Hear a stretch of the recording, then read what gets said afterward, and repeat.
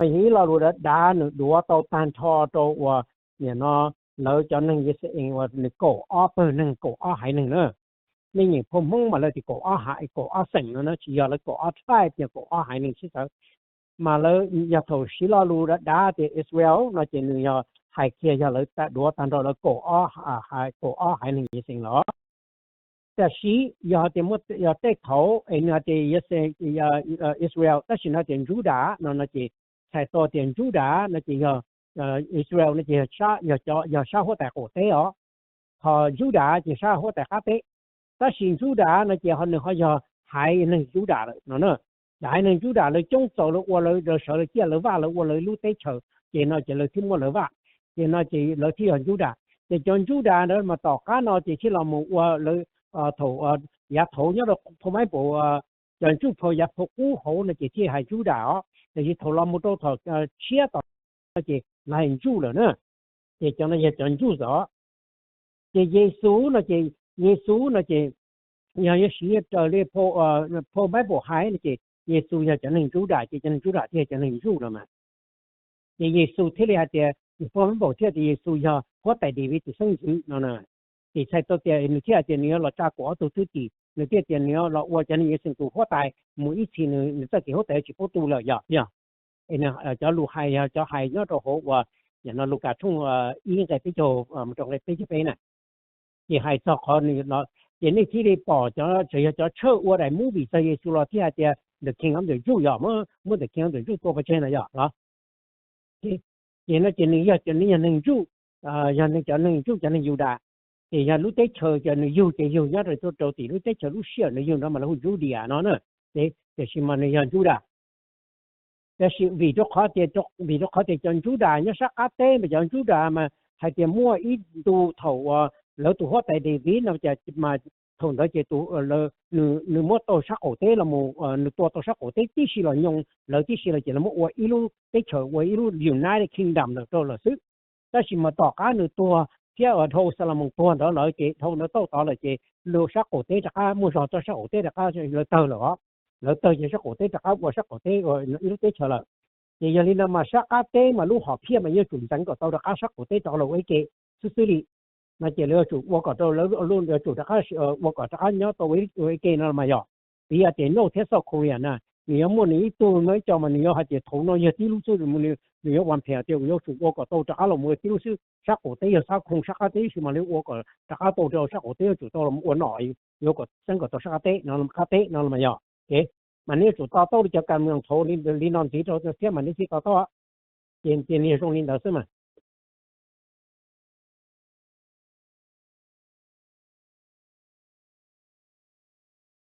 ok có một lần gì là cái của tế cho lúc có khair có Tapi kita kan tu memang cerim, aku tak tahu dia, aku tu tu dia, tu tu saya dia, Israel mana tu ya, itu tak kawan ceng, kita itu kan mana deh, Allah. Chỉ mà rồi nghĩ nhớ có bảo tới cái này không là rồi chứ, chỉ một tích thời thế chỉ một anh mấy nhau chứ, bên mình không thành được, lúc có thấy kìa. Lúc họ bảo tao mà liên nó nữa, quyền tế họ thì một cái ý cố chuẩn thì nữa. Nhà bé nhận cho luôn nó bé xí phụ mấy bộ là thì khởi số nên chỉ muốn cho luôn sang đó thì khởi đầu hàng nữa ok nhà bé xí phụ mấy bộ cho thì khởi nó chỉ cho nên cáiสิ่งnày ý chữ cho nên chỉ muốn tới một chiều nữa lấy cho nên thì lúc mình cái cho nomad mà cho nên cũng hạt tiệt lô taอยู่ย่าlô tại trong sai cho nênอยู่ย่าอยู่เชี่ยเต้นrồi cho nó giống nhỏ chỗ họ từ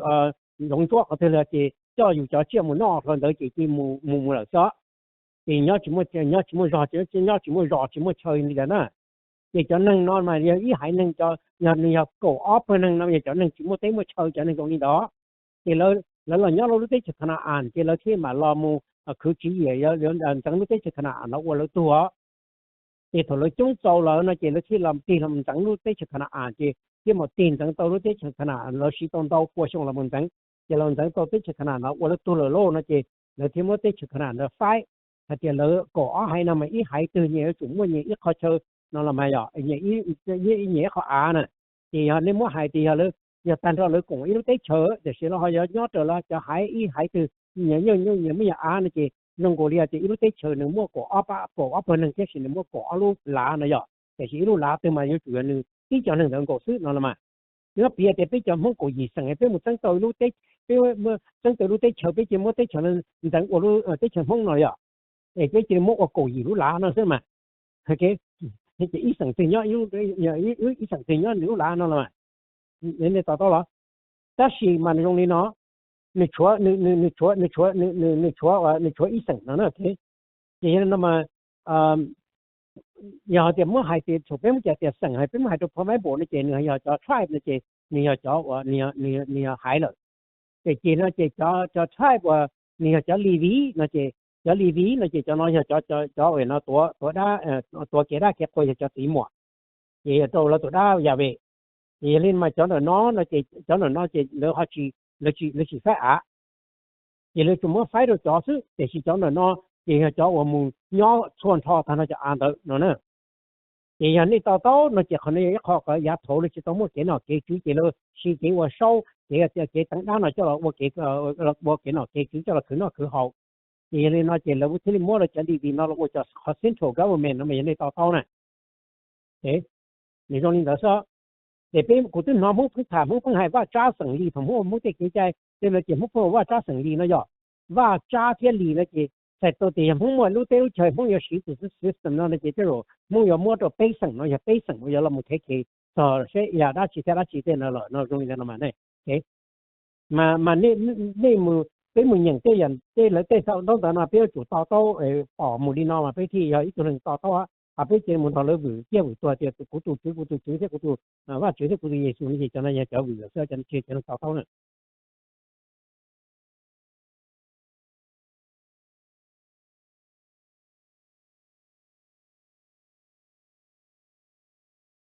giờ cụ trai rồi cái lần nữa thì cụ tôi mất thả cái kho lại con cụ tôi mất thả cái kho mình cái giả kho để có giờ liền bọt tê nè nhá bọt tê thay tê là cái giả nên một sai cụ lấy để mẹ cũng khu nào mà thầu bọt tê mà nó muaไปขอเชอเดียวแล้วmuaไฟcắt têโดนดัดเตชานุ่ตัวนุ่ปงเก๋ขอเชอเนี่ยอีตัวขิงอ่ะแล้วช่วยตัวขิงตัวเดียวเจ๋ยังตรงนี้อยากจะเขาก็ถามที่เราคุ้นสายเดียวthầu để systemตัวคนก็muaก็แต่ฉันนั่นลินเดอร์นะเจนี่มันเนี่ยโซเนี่ยคือเนี่ยตีมันเนี่ยเจก็อีเปิดเจก็อีป้าเปิดนั่นเจก็อีตัวสิบเจก็ไว้ตัวขิงกันเดอร์นะเจยังตรงลินเดอร์ที่เขาภาษาเจ้าถ้ามันใช้mỗiตัวตีมันเนี่ยตัวเนี่ยละเต้เดินจีเต้ตัวสูงกันนะนี่รู้ว่าตั้งท่อเนาะนี่มันไทยจะได้เชื่อไปมาจะได้เชื่อมันต้องสินะมาcho tới trường đỡ mà nhớ to xe nữa tới chỉ to xe mà nhớ bú phải tới cổ trúc của hai là xưa là qua là năm lên đó là nó bắt cử cho họ chọn cái tóm lên nè chị nhưng mà thay cái lúc rồi chị lấy tôi nhớ tôi ở tiệm bé tiệm năng rồi cái mà lấy thì gian chúa thọ liền chúa nó chị lấy cho nên để mà lấy nhớ tới lúc rồi để chị lấy tí thứ sẵn để nhớ sợ chị mới nhớ sẵn nhớ cái sự phần đầu chị ít lúc rồi để nhớ sự nó nè thì tăng một nông thì ôi nên cái nhớ lúc rồi nó để mình trả lời đó nó chỉ lấy phải để bé tí nhớ tôi ở tiệm bé tiệm năng rồi approach tiệm năng rồi nó lấy nhớ lại nữa nè cho nên mà very country bắt đầu cái nào là mình sẽ cái mà chế một sau đó cho ý đỡ cho nên anh ta mình là do cái khó phát triển này chỉ là một tổng số nên một set mà nhớ tôi sẽ thực hiện nhá đúng không thì chúng hiện này có sự việc của ta thì nhưng chúng hiện thì lấy cho sinh nhớ thì lấy sinh sinh ăn nhớ rồi thì tôi đi coi thì tôi sẽ cho cái trái phát triển này thì chúng đi coi sự của ta học cái đó nhớ từ lúc xưa thằng đó mà tụi đã giờ về lúc xưa đó thằng đó mà lấy cho nên như sinh nó lấy chỉ tàu ô nên ta lấy nhớ lúc giờ này mình nhận không bán bộ hay cho lấy cho một xe theo Joshua mà này nó mình giờ giống hay chỉ số thế nữa tôi có chỉ cho chơi chỉ cả mua cho nhớ từ không bán bộ này mình nhận chơi cho giúp Paul hay cho Joshua là đỡ nó mà tụi đó mà giờ theo là một cho tất cả một sự tuổi là một cho nên là trong cái thằng án mà hồi nhớ cái thằng án mà cái lịch sử thì cái có lịch sử một đồng tàu cho có tài nữa thì ít lúc giờ từ mà rồi ít lúc dọn trong ít lúc lo từ mà thứ mấy tuổi có tài đi đó thì nó là chỉ một đồng tàu tuổi có tài 天龙到海要好似海對有冇一組大理就真係成次到落多一組大